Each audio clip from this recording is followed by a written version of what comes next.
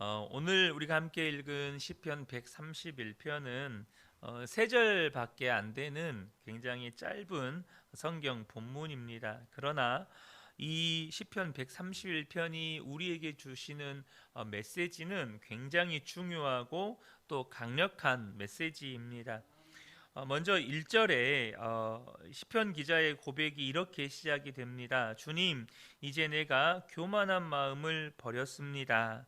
우리 개역 개정에는 여호와여 내 마음이 교만하지 아니하고 또 내 눈이 오만하지 아니하오며 이렇게 고백하고 있죠. 우리가 일반적으로 교만은 사람이면 누구나 다 가질 수 있는 그런 작은 죄라고 생각할 수도 있습니다. 사람이 교만하다는 게 무슨 큰 흠이 되나? 그러나 여러분, 성경은 교만하다는 것이 대단히 무서운 일이고 또 모든 죄의 뿌리라고 해도 과언이 아닐 뿐만 아니라 마귀 그 자체라는 것입니다. 하나님이 가장 싫어하시는 것이고 또 패망의 선봉이라고 말씀하십니다. 결국 사람은 교만해서 하나님의 계획대로 또 하나님의 인도하심대로 살지 못하는 것이고 또 우리의 삶 또한 교만해서 망가지는 것입니다. 사람들은 교만이 무엇인지를 잘 모릅니다. 교만이 얼마나 무서운지도 잘 모르지만 내가 교만한 사람인지 아닌지도 잘 분별하지 못합니다. 무엇 때문입니까? 교만이 무엇인지를 모르기 때문이죠. 여러분, 결혼한 부부가 교만하다는 것은 어떻게 하는 것을 교만하다고 하는 것일까요? 우리는 잘 살 겁니다. 열심히 살면 잘 살겠죠. 이런 생각이 교만이라는 겁니다. 여러분, 결혼한 커플이 잘 살고 열심히 살겠다는데 그게 뭐가 문제가 됩니까? 바로 하나님이 빠져 있다는 겁니다. 우리는 얼마든지 잘 살 수 있어요. 우리는 서로 뜨겁게 사랑해요. 우리는 행복할 겁니다. 여러분, 여기에 하나님이 빠져 있다는 거예요. 우리를 결혼하게 해주신 분도 하나님이시고 행복하게 해주실 수 있는 분도 하나님이시고 또 함께 잘 살게 해주실 수 있는 분도 하나님이신데 하나님이 빠져 있는 거예요. 우리 인생을 살아오신 우리 성도님들 잘 아시잖아요. 부부가 서로 뜨겁게 사랑하면 잘 삽니까? 부부가 열심히 살면 잘 살던가요? 열심히 살려고 하니까 더 많이 싸우게 되지 않던가요? 여러분, 이런 겁니다. 우리가 살아가는 우리의 삶 전체가 사실은 이 문제의 덫에 걸려 있어요.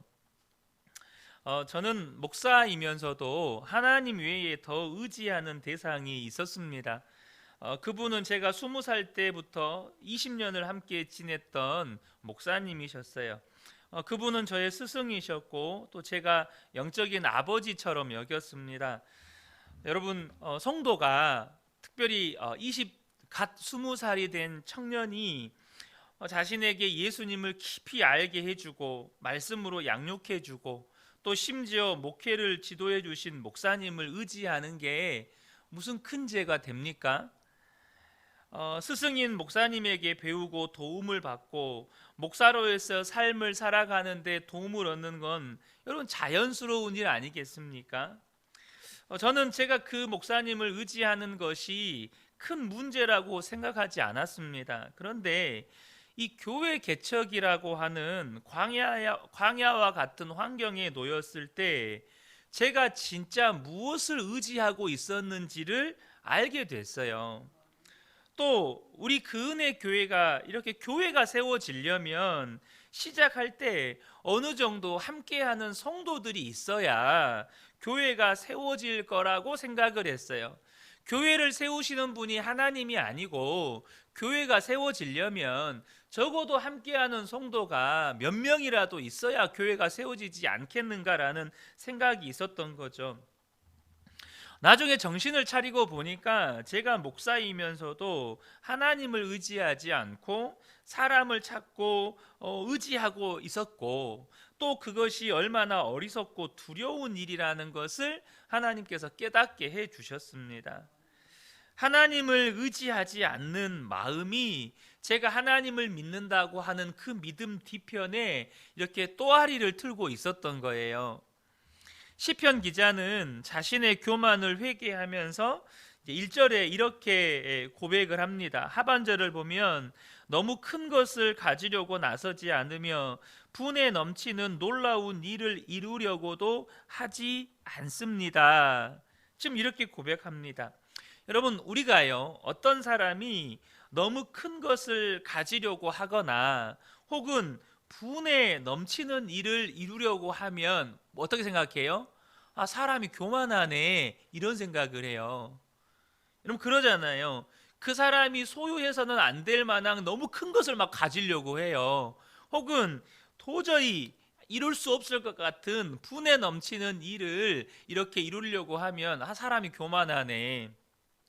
자기 능력이나 자기 처지는 전혀 생각하지 않고 어떻게 저걸 가지려고 하는 거야, 어떻게 저걸 이루려고 하는 거야, 이렇게 우리가 생각한다고요. 그런데요, 사람이 참 이중적인 모습이 그러한 꿈이나 그러한 것을 자기가 가지고 있으면 뭐라고 이야기해요?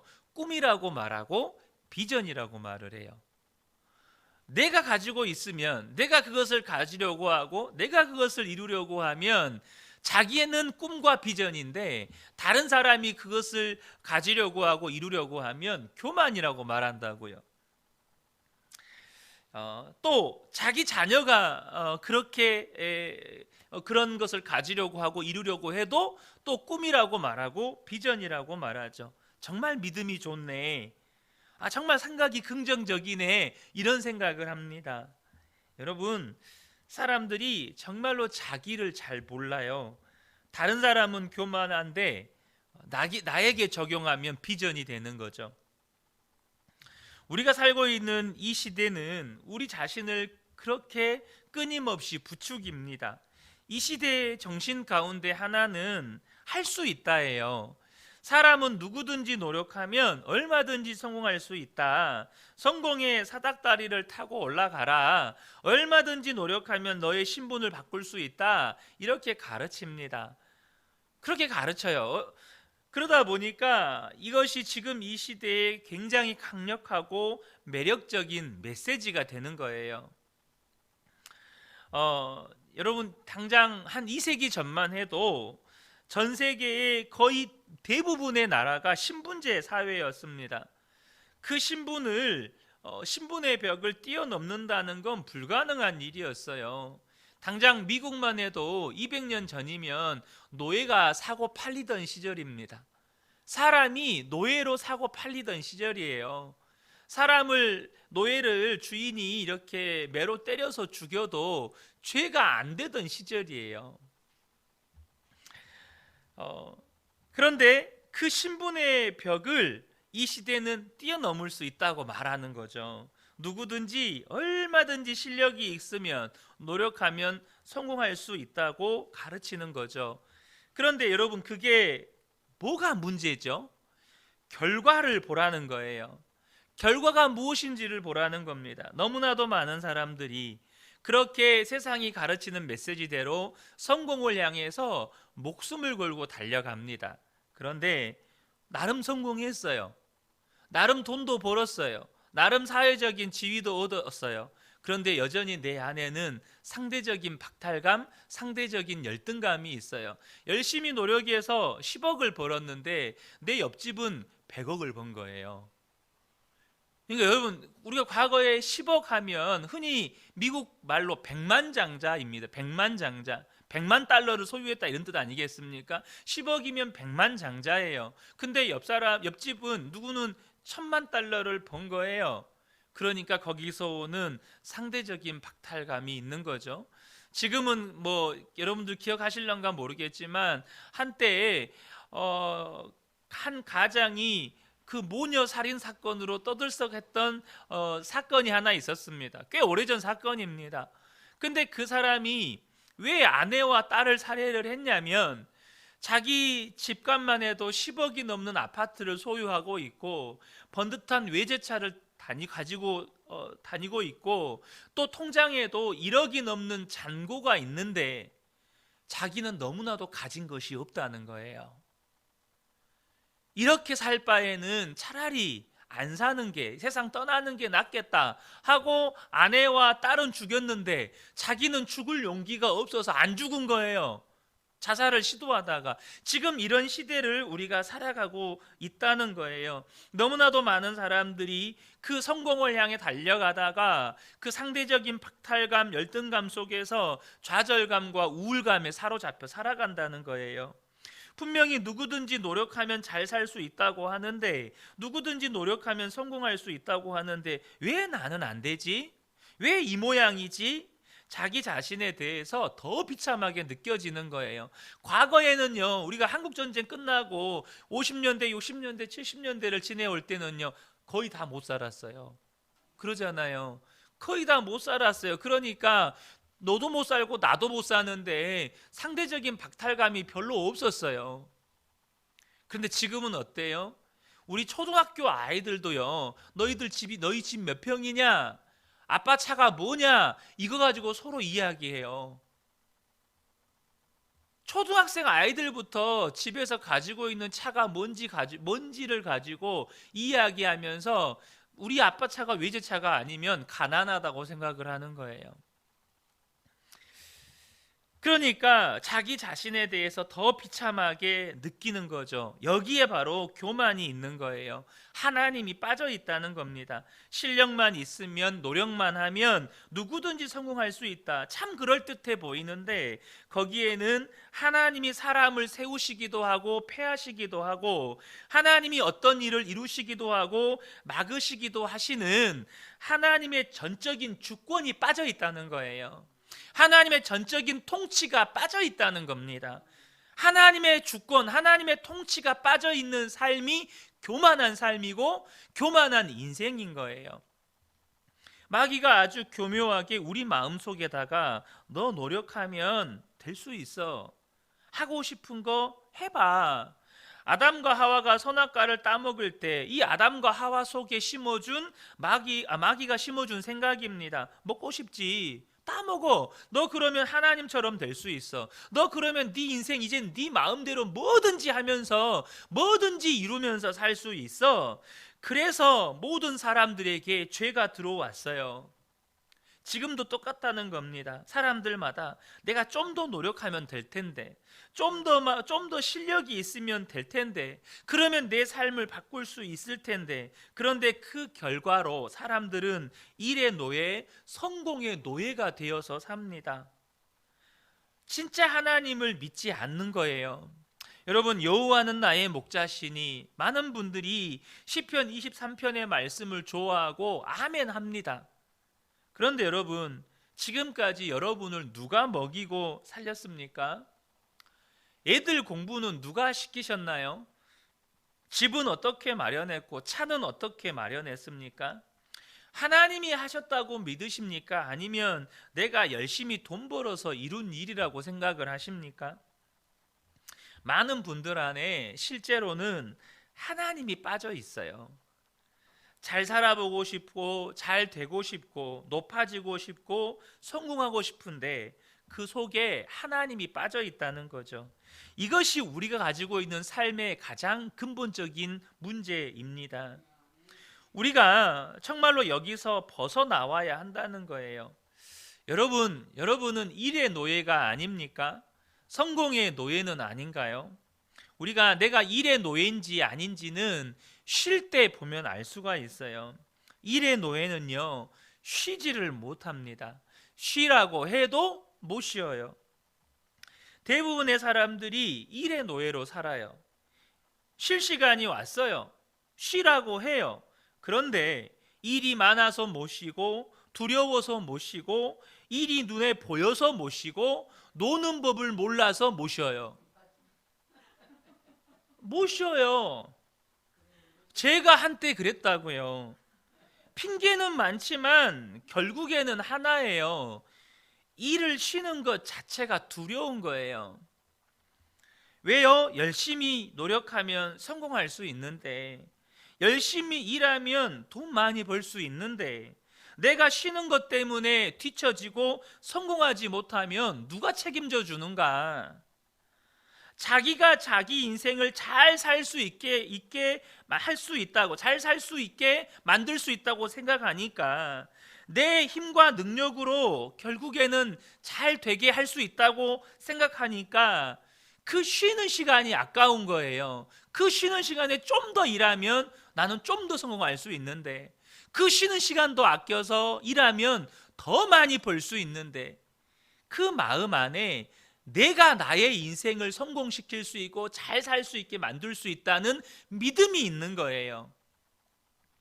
하나님이 이스라엘 백성들에게 안식을 규정해 주셨어요. 쉬는 날을 규정해 주셨다고요. 이런 역사 속에 이런 예가 없습니다. 역사가 토마스 카헬이 역사상 그 어떤 문명도 보통 사람들에게 정기적인 휴일을 준 적이 없다고 그랬어요. 오직 하나님만 모든 사람에게 일주일에 하루는 쉬라고 그랬습니다. 여러분, 서구권 나라가 기독교 국가지만 산업혁명이 시작되면서요, 여러분 주일도 일했어요, 한때는. 그런데 그것이 얼마나 인생들을 피폐하게 만든다는 것을 깨닫고 나서 다시금 이제 신앙을 회복하고 일주일에 일요일 그러니까 주일을 쉬는 것이 이제 어떻게 보면 체계화 제도화 된 거예요. 여러분, 오직 하나님만이 모든 사람들에게 일주일에 하루를 쉬라고 하셨습니다. 그 말이 무슨 뜻입니까? 열심히 일을 해야 하는 것은 마땅하지만 절대 일의 노예가 되지는 말라는 거예요. 우리를 먹이고 살리시는 분은 하나님이시지, 내가 노력해서, 내가 실력이 있어서, 내가 열심히 노력했기 때문에 잘 되는 게 아니라는 겁니다. 그래서 하나님께서 일주일에 하루는 쉬라는 거예요. 그것이 잘 사는 비결이라는 겁니다.